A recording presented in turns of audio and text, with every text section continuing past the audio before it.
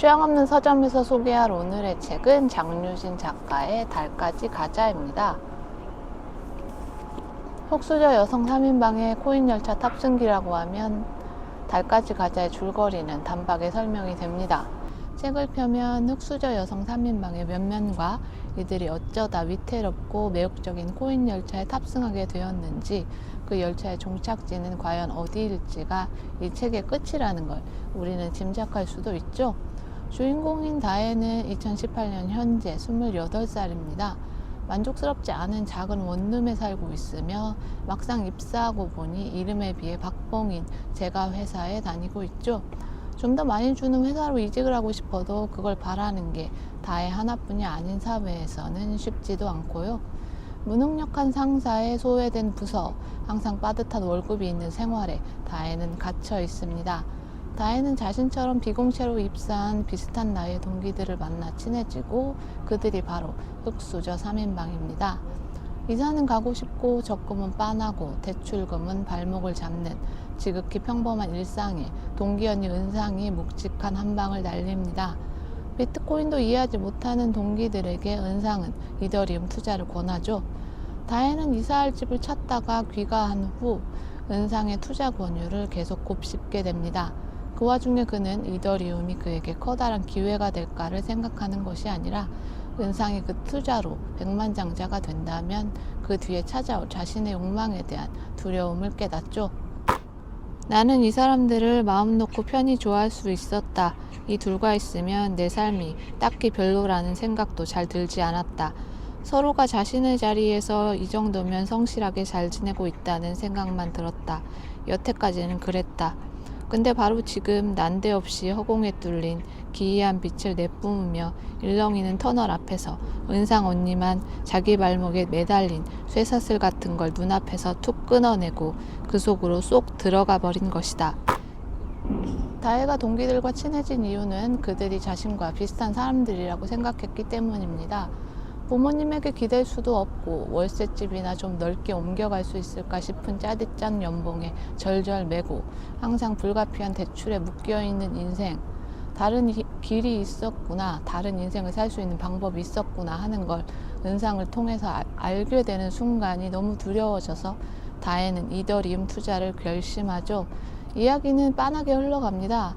다혜는 그동안 모아온 전 재산과 받을 수 있을 만큼의 대출, 중간 퇴직금까지 끌어서 이더리움을 사들입니다. 이후 너무 당연하게 이더리움의 가치가 오르고 또 내릴 때마다 천국과 지옥으로 가죠. 흑수저 3인방은 이더리움 투자의 끝에서 어떤 결과를 얻어낼 수 있을까요? 우리 같은 애들은 어쩔 수가 없어. 우리 같은 애들. 난 은상 언니가 우리 같은 애들이라는 새 어절을 말할 때 이상하게 마음이 쓰리면서도 좋았다. 내 몸의 멍든 곳을 괜히 한번 꾹 눌러볼 때랑 비슷한 마음이었다. 아리지만 묘하게 시원한 마음. 못됐는데 다름 아닌 나 자신에게만 못된 마음. 그래서 다 용서할 수 있을 것만 같은 마음. 이야기는 위태로운 투자 끝에서 이들이 무엇을 얻어내느냐가 가장 중요하겠지만 책을 읽는 내내 저는 욕망에 대해 생각하지 않을 수 없었습니다. 아마 다혜는 생각했을 거예요. 크게 잘못 살고 있는 것 같지는 않다. 다들 그러고 사는 것 같으니까. 다들 그러고 산다는 것만으로 다혜는 막막한 삶을 살면서도 위로를 받지만 다들 그러고 사니까 나도 그러고 살아야 할까 하는 생각에 이르는 순간이 오자 자신의 욕망을 정면으로 마주합니다. 다들 그러고 산다는 게 욕망하지 않아야 하는 이유가 될 수 있을까요? 다혜는 지루하고 힘겨운 근로의 대가가 아닌 뜬금없는 운이 주는 일확천금을 손에 쥐고 싶었습니다. 왜 다혜가 일확천금을 꿈꾸면 안 될까요? 왜 욕망하면 안 될까요? 흑수저 3인방은 이 시대에 평범한 젊음을 보내고 있는 사람들입니다. 평범한 집안에서 평범하게 학교에 다니다가 또 남들처럼 성실하게 직장에 다니는 그런 사람들이요. 저는 달까지 가자에서 평범과 비범을 가르는 기준은 스펙과 어떤 위치에서 어떻게 사느냐가 아닌 것 같다는 느낌이 들었어요. 진짜 평범한 사람들은 자기의 욕심에 자책하는 사람들이 아닐까 싶었습니다. 우리는 욕심을 부리면 탈이 난다고 생각하죠. 다른 이를 다치게 하지도 않고 타인의 것을 빼앗지도 않는 욕구에도 우리는 자기 검열을 합니다. 내가 이런 욕심을 가져도 되나?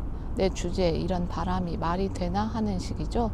다혜는 자신의 욕구를 보기 싫다고, 나를 다치게 할 거라고, 남이 뭐라고 할 거라고 치부하고 접어두지 않습니다.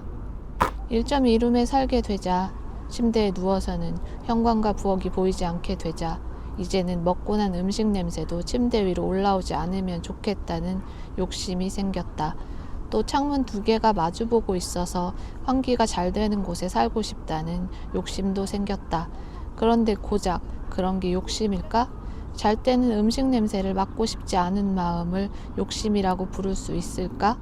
그의 투자가 성공적이든 아니든 저는 다혜의 솔직한 욕망이 팔딱거리는 생동감을 불러일으켜서 아주 짜릿했어요.